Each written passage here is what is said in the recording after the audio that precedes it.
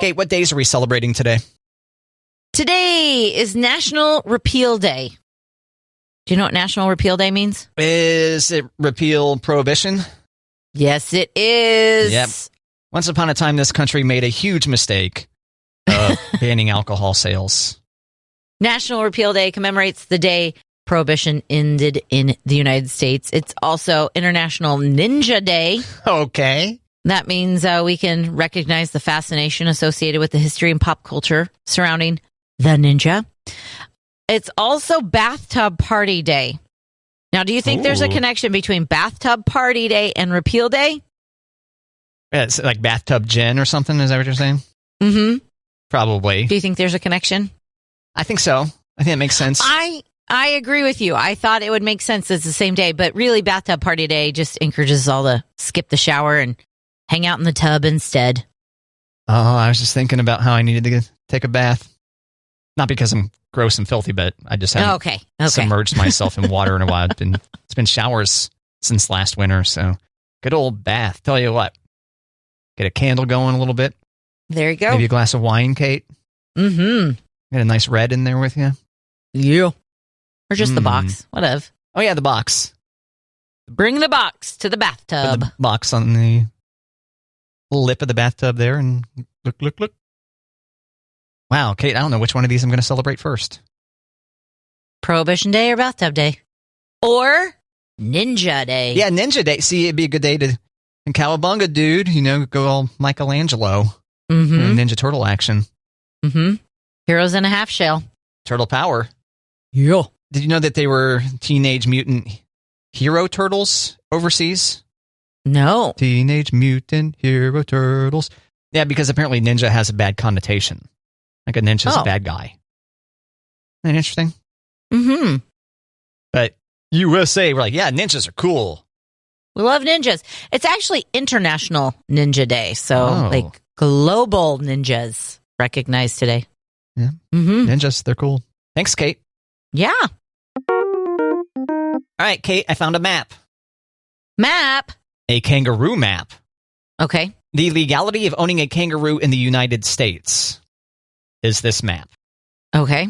So first I should ask you, Kansas, Missouri, Iowa, and Nebraska, all the states that can hear our signal, what do you think the ownership levels would be? Can you own a kangaroo without a permit, with a permit, or is it flat out illegal? And the answer is for all 4 states? Let's go with each. Okay. So for Kansas, what do you think? You cannot own a kangaroo. Correct. Illegal. Yeah. Missouri. With a permit. Illegal. Oh, I thought for sure it was Missouri. Iowa. You cannot. Correct. Cannot. And Nebraska, what do you think? Without a permit, with a permit, or flat out illegal, can you own a kangaroo? With a permit. Illegal. Oh. I know, isn't it upsetting that you can't just move across the state line and be able to own a kangaroo? A little bit, but then I think about Oklahoma. Yeah. They let anything go, so I bet you can have kangaroos in Oklahoma, can't you? Amazingly, no, it's illegal there. What?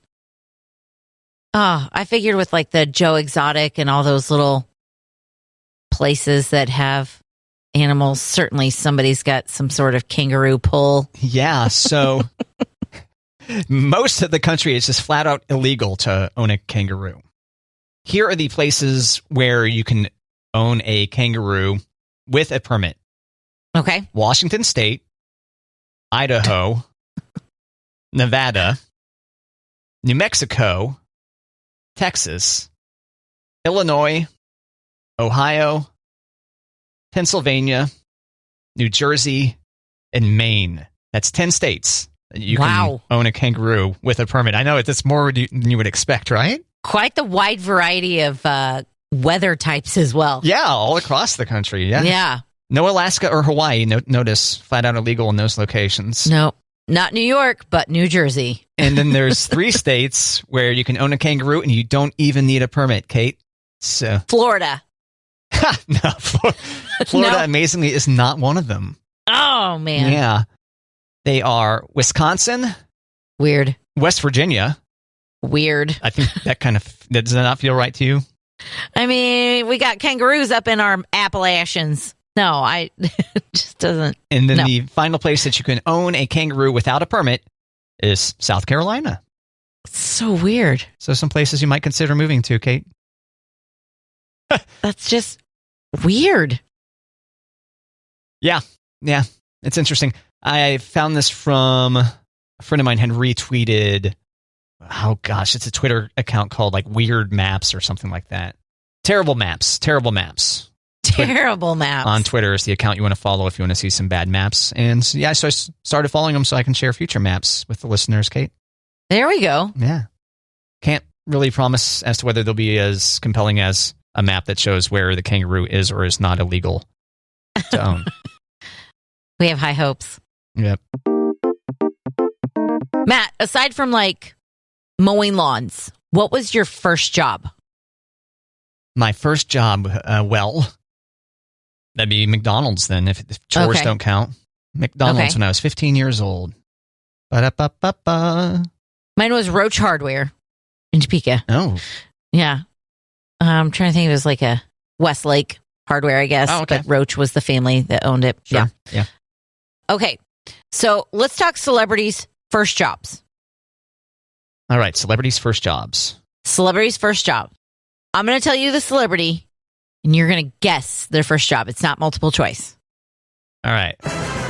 Okay, so last week we talked about Taylor Swift. Her first job was to pick off praying mantis pods off Christmas trees. Whoopi Goldberg. What was her first job? Whoopi Goldberg. Whoopi her first Goldberg. job. Kmart associate. I was going to say close, but it's way off. She was a morgue beautician. Okay. She saw an ad in the paper and she was like, hey, I think I could do this. And that inspired her to get her beautician, or to get her license to be a beautician that she still keeps up for living people. She's not a morgue beautician anymore. Okay.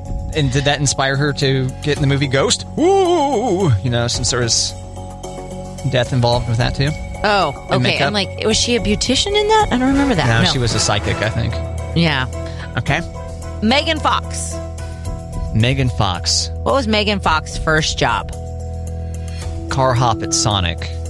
That is a good guess. I would have guessed something along those lines, like in the restaurant business, some sort of like waitress.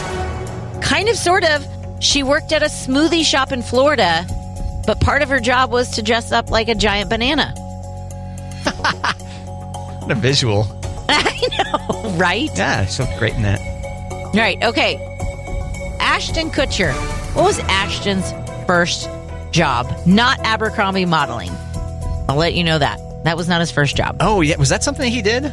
Yeah. Okay, that sounds kind of... Was that before he was famous? Yes. Interesting. Okay. I think that was his foot in the door. Okay. Okay. Kutcher's first job. I will say he worked in the kitchen at Perkins. Ooh, really How's close that? by kitchen. Really close by kitchen. Okay. Ashton Kutcher grew up in Iowa. He skinned deer in a butcher shop. Oh, yeah, you're right. It's incredibly close.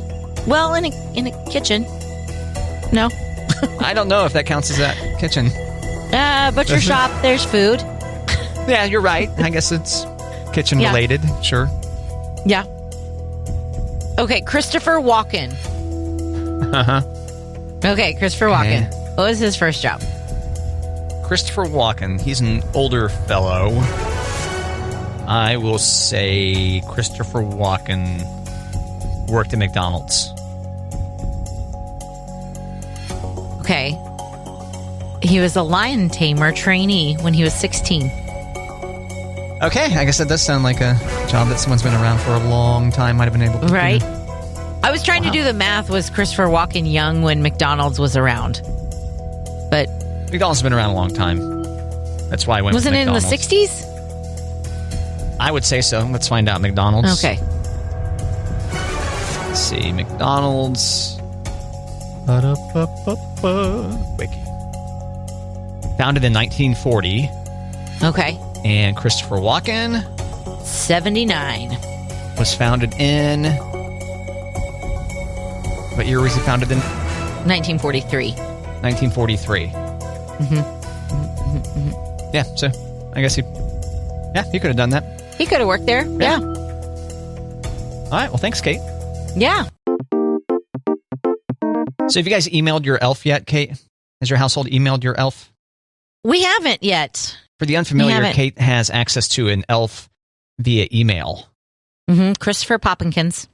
And every year the kids email the elf. Is that right? He usually reaches out to us first. Oh, yeah. okay. Well, that's nice. Reaches out to you first, so you haven't heard from him yet. Right. Okay. And then what? They ask for Christmas presents to the elf? How's that work? No, Remind me. I mean, because he used to be their elf on a shelf. And then he took a new job where he was in the hospitals, where he was teaching elves how to be elves for kids in the hospital. Okay. So he could no longer be their elf on a shelf, but he did have magical friends who would sometimes drop by little surprises in the house, and that they should always watch for those little magical surprises. Gotcha. So your elf is kind of like, it's an office elf, more or less. More like in training elf. He's a trainer. Yeah. Oh, I see. He trains I was going to say, that means he's been in training for a while. Okay. Yeah. He trains the other elves. When would you expect to hear from him typically? Oh, probably in the next week or so. You know, when everybody's elves have been around their shelves and the kids come home from school asking about Christopher. Yeah. So if you don't hear from Christopher Poppinkins, is that the elf's name? Christopher Poppinkins. Will you reach out? Probably. I'll wait to see if the girls have any, questions that we can be like, hey, Christopher, how are you? What's going on? Sometimes he lets them interact with him, like, hey, have your, go ahead and email me a couple questions and I'll answer you. So, do you care to give out your elf's email address or? Yeah. Here's his email address. If moms or dads want to email Christopher Poppinkins, it's Christopher.Poppinkins, POPPINKINS @gmail.com. There you go. Well, thanks for sharing, Kate. Yeah. Matt, did you grow up with a puke bucket in your house? No. You? Yes. A dedicated bucket for, there's a trash can.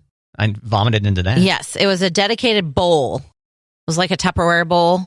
Really? That you'd have by the couch if you were on the couch sick. And, oh, gosh. Yeah.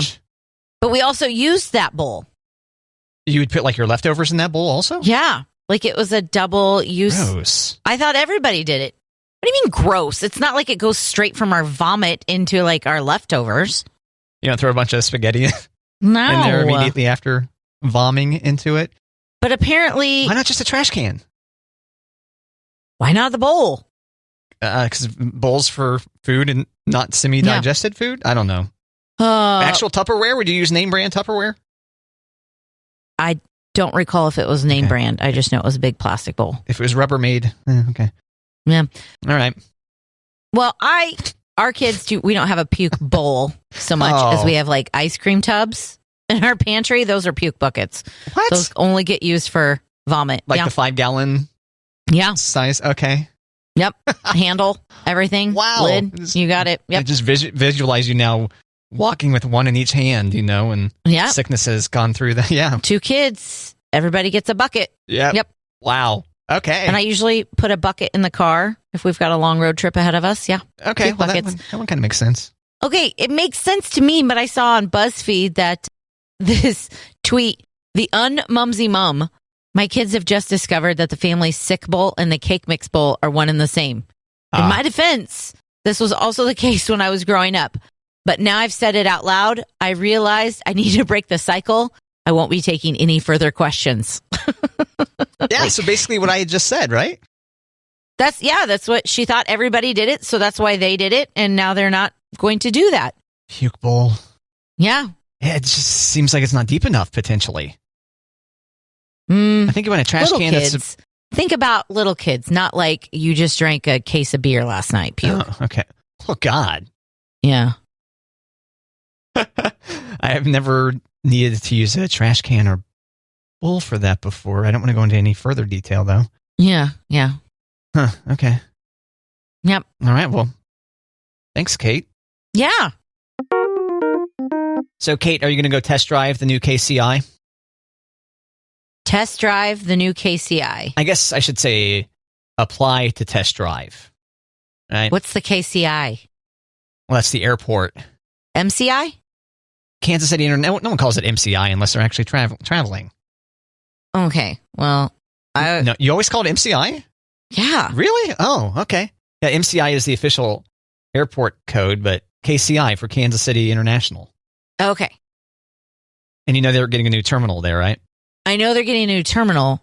Okay. But what do you mean test drive it? Like, am I going to go fly somewhere, or am I just going to go hang out for the day? You're just going to hang out at the airport. The new a simulation to test the amenities and other operational systems at the new terminal that's set to open in March. Oh. Yep. So they've already had 5,000 people apply to do this. It's a volunteer deal. You're not getting paid for this. Right. Okay. And they say they're going to end up with just 1,000 total, but they want people to keep on applying because they're trying to get people across demographics to all come see exactly how the airport might run the new terminal. Okay. Fascinating. So what do you think? You in? You game? I would like to try it. Yeah. All right, for the show. I mean, I absolutely love people watching, and I think the best people watching is at the airport or the mall food court. Oh, yeah. Yeah. I love how, like, airports, you basically have seats along, like, the main walkway, and you can just sit there and watch people. Yeah. The whole time. That was... Yep. I didn't gamble any when I was in Vegas. Mm-hmm. I basically just sat there and stared at people without staring. You know what I mean? Right. I'm going to put a book in front of me, but I am for sure staring at people. Yeah, very suspicious, villainous looking eyes over the top of a book. Right. Yep, that's me. Yeah. I think the last time we flew, we were in Denver, and they've got the seats right along the walkway, right along the moving sidewalk, and the girls were distracted. They both had books, and I had them on each side of me, and I was just like, I'm staring. I'm not even going to pretend to put a book out in front of me. Yeah. I'm just watching all you people. People are fun to stare at, and yeah, at an airport, you get a good diversity of people. Oh, absolutely. Yep. Sour Candy Gym Challenge. It's trending on TikTok, Matt. Sour Candy Gym Challenge. Mm-hmm. Did I get that right? Okay, you put sour candy in your mouth and then you start lifting weights? And then you start to work out. Yep. Okay. People claim eating sour candy before working out improves their performance and gives them better results.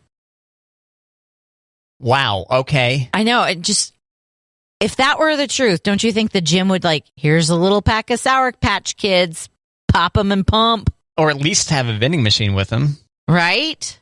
And rebrand them with some kind of, Surge or something like that. kind of deal. No, some people are using their smartwatches to measure results with or without the sour candy in their system. Yeah. And there are groups of people report burning more calories with sour candy in their system than without. And others are working out for 15 minutes longer with sour candy in their system. Okay, we need an official study on this, a scientific one. You can't just trust people, right? You don't like BuzzFeed News? I trust the BuzzFeed News sharing a story, but as to whether it's scientific or not, because maybe you just want to eat a bunch of Sour Patch Kids. Oh, yeah, work out much better when I have a Sour Patch Kid in my mouth. That's like my kids trying to tell me they study better when they have candy. I'm like, no, you don't. Yeah. My handwriting. Like this stoner I knew in college who claimed that he could study much better when he was high. He was high on weed. Oh, God. Opposite. I was like, really? Opposite. Yeah. Like I could see being hungry maybe, but studying better? Okay. Whatever. So, all right. Well, I guess we can challenge our listeners. Put some sour candy in your mouth next time you work out and let us know. That work out for you? Let us know. Yeah. All right. But we really need a team of scientists on this probably. A team of scientists? Yeah. Yeah. Yeah. This is important science. I don't know. I think I'd listen to them. I trust our listeners, right? Oh, yeah. I mean, I trust our listeners. But I trust other radio stations, listeners. Oh, wait a minute. The other radio stations don't have listeners, right, Kate? Yep. Silly me. All right, Kate, the headline, being a cheap date is suddenly a major plus. Okay. For many people, the big question these days is less about who pays and more about how much. So you know it costs more to go out and eat, right? Right. One of my favorite things from this article was like people get to the point quicker, you know, as to whether this is going to work out. You know, like you go out on a first date, you go somewhere, like, this meal's costly. Should we get another drink or not? And like, you know what? I don't think this is going to go anywhere. And so thus you end the date earlier than you would have maybe a couple of years ago. Right. That's pretty clever. Yeah. And this article also mentions one of the questions of our times. Yes, who pays? Is the dude supposed to be paying?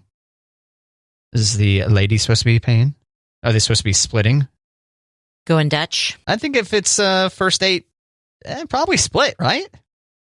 I think that was always, I never assumed about that. On a first date, I never assumed. Yeah, actually, you know what happens when you assume on a first date? You don't always get fed. No, you don't get any out of me. Oh, okay. Right? Is that? I think that's how that phrase goes. No? I just came up with that. I felt like that was pretty clever. Okay. I think it was good. It was good. Thanks. I did worry, though, if we went someplace fancy. Like, if we're going Dutch, I really hope my card goes through. Right. You don't want to make a huge investment in someone you know. You also don't want to assume someone else wants to make a huge investment in you. Right. For those early dates. So there you go. As price of restaurant meals up 17% and alcoholic beverages away from home up 12% since before pandemic. Got to get that inflation under control so we can have lengthier, boozier dates so we can make some unwise decisions. Right? Mm-hmm. Yeah. What does the timing of your Christmas decoration reveal about your personality, Matt? Probably as to whether you are a warm person or a cold person, not literally, but something like that. Kind of. How caring you are, something like that. According to the author, committed, finding love and loyalty through the 7 archetypes. How and when you put your decorations up definitely plays a part in your personality. So if you put up decorations before November, you might have trouble living in the moment. You like planning and executing things. You love to stick to a schedule, and you also have good organizational skills. Okay. If you put up your Christmas decorations in November or early December, you're optimistic, a dreamer, and always leave time in case you have to change something. That's me, except for that last part. Okay. I would say. If you put up your decorations in early December, you're realistic and you like to do things the proper way. Okay. Okay. If you put your decorations up right before Christmas or on Christmas Day, you're a procrastinator and you have very little excitement for the holidays. Yeah. And I would say you got stuck with having to host Christmas that year, and that's the only reason why you're putting them up day of? Maybe. Yeah. So otherwise, what's the point? What's the point? Yeah. Oh, so, dear. Okay. I know. I lean towards, I'm excited about the holidays, but yes, I am a procrastinator. Why not both? Right. I do like the holidays. I just don't get my poop in a group. I haven't, at least. Every time you say that, I get a more and more complex visual of what that looks like. I won't go into it, but... Okay. Kate, I ran into this article about home maintenance tasks for your December to-do list. Okay. You excited? Oh, man, I love home maintenance. Yep. Prep for winter power outages. So, have flashlights that are charged in inappropriate places. Uh-huh. I would say, especially if you know that something's coming, like last year we had the rolling blackouts. Mm-hmm. If you know that something's coming, make sure you top off all of your electronics batteries as well.